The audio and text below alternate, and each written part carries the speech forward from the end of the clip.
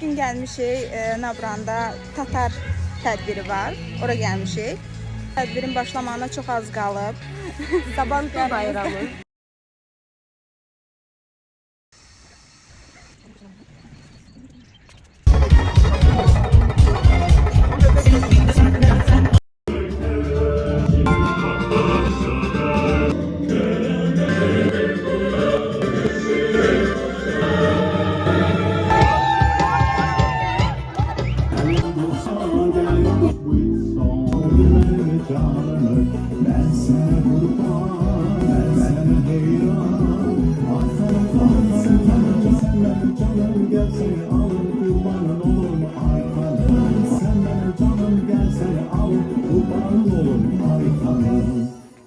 Tatar pauzları bir boy bunlar, bir soy.